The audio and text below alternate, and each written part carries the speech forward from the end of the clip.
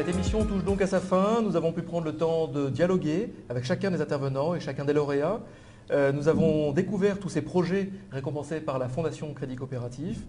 Tout cela, de mon point de vue, est vraiment très stimulant, très galvanisant. Et cela nous a donné un certain nombre de pistes également pour aborder 2012. Avant de nous quitter, donc j'aimerais avec vous, Monsieur Bancel, parler de 2012 justement. Oui. Qui sera une année, au-delà d'être une année très riche en événements électoraux notamment, sera l'année internationale des coopératives. Qu'est-ce qui va se passer dans ce cadre-là, justement?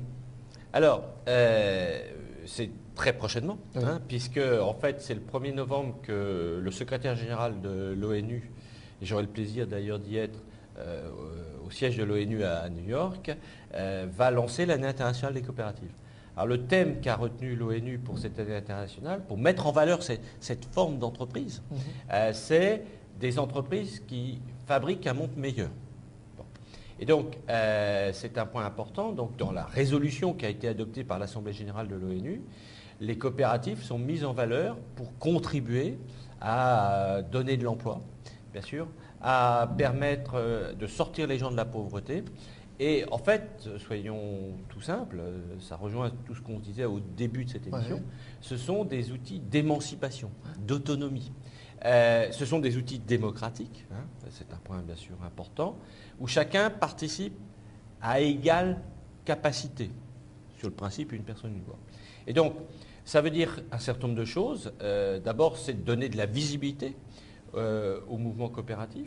Alors, je ne vous cache pas que je suis membre du conseil d'administration de l'Alliance coopérative internationale, donc c'est à ce titre que je vais à l'ONU. Ouais.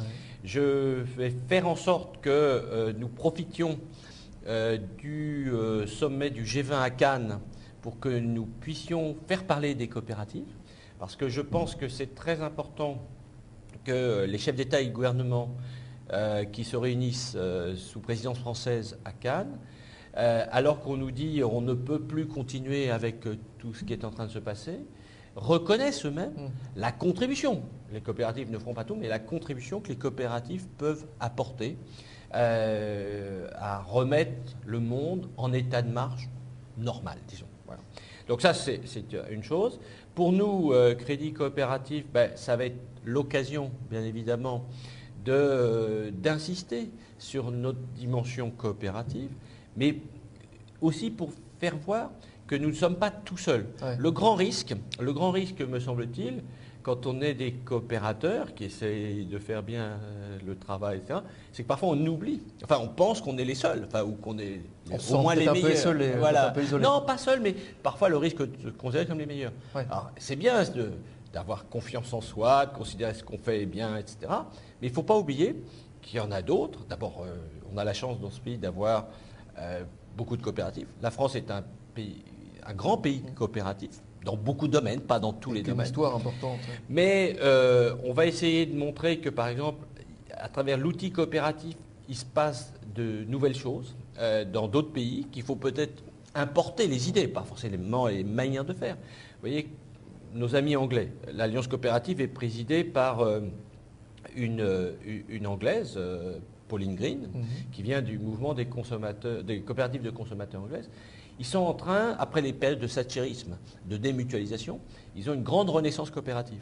Et ils nous font des idées superbes sur lesquelles il faut aller voir, qui s'appellent, par exemple, les coopératives de services publics locaux. Ils créent même des écoles à statut coopératif, c'est-à-dire qu'ils réunissent les parents d'élèves. Ils poussent le modèle vraiment très loin. Pour nous, c'est un peu interpellant, mais justement, c'est ça qui est intéressant. Ouais. Et donc, je pense qu'il y a l'échelon européen qu'il faut utiliser.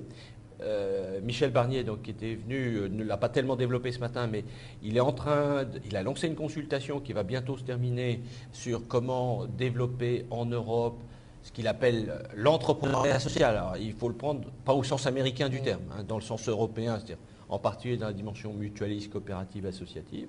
Il faut faire avancer, il faut profiter de cela pour faire avancer nos idées, nos projets.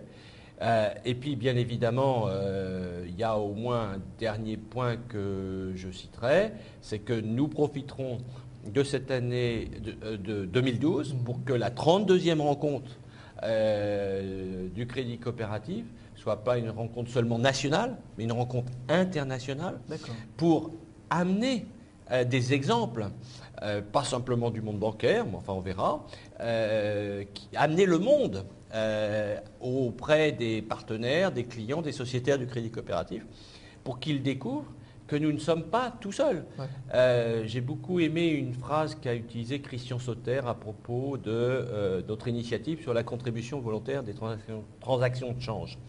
Il nous a qualifié de petits poussets de la finance. Bon, c'est une belle image, je trouve. Voilà, non, voilà. Et puis le petit pousset, il fait plein de choses bien. Ouais. Ben, voilà. Et ce que je pense, c'est qu'il faut qu'on fasse comprendre que la force du crédit coopératif, ce petit pousset de la finance en France, il est capable de réunir des tas de gens en France, mais même venant du monde entier, pour faire partager nos valeurs et nos idées coopératives. Et donc, le 4 octobre 2012, ça sera un grand plaisir. Et ça sera à la Mutualité. À la Maison de la Mutualité. C'est un premier scoop. Oui, parce qu'elle est en plein travaux, et elle sera finie et elle sera toute neuve. Et donc, on aura grand plaisir à inviter tout le monde à la Maison de la Mutualité, à Maubert Mutualité, pour participer à notre 32e rencontre, le 4 octobre 2012, une rencontre internationale. J'avais décidé de vous laisser le mot de la fin de cette émission. Vous l'avez quasiment abordé en parlant déjà de la 32e rencontre, mais je vous laisse quand même le mot de la fin de cette émission spéciale, puisqu'elle s'est voulue comme un des prolongements de cette rencontre nationale, de cette 31e rencontre nationale. Eh ben, moi, mon mot de la fin, il sera simple. Il va essayer de faire la jonction entre 2011 et 2012. Hein. C'est de dire, la fin de l'année 2010, le début de l'année 2011 a commencé sur le verbe s'indigner. Je pense que cette fin d'année 2011, qui nous introduit sur 2012, ça a été, les mots qu'on commence à voir apparaître, c'est espérer, voire mieux, et ça j'y tiens, c'était le premier verbe du thème de la rencontre de ce matin, s'engager. S'engager. Je pense que nous avons la chance d'être dans un pays où chacun d'entre nous peut à sa façon s'engager. S'engager, deuxième chose, coopérer. Et c'est comme ça que les uns et les autres nous feront bouger notre monde. Voilà. Et c'est un message extraordinaire en vue de cette année 2012 où justement nous pourrons réellement nous engager à tous les niveaux. Merci Éloi. Merci Monsieur Bancel. Merci. Merci à tous de nous avoir suivis. Vous avez été très nombreux à poser des questions. Aujourd'hui, comme depuis 3 semaines, sur le site du Crédit Coopératif et sur les médias sociaux. Le débat n'est pas terminé. Il se poursuit sur les médias sociaux.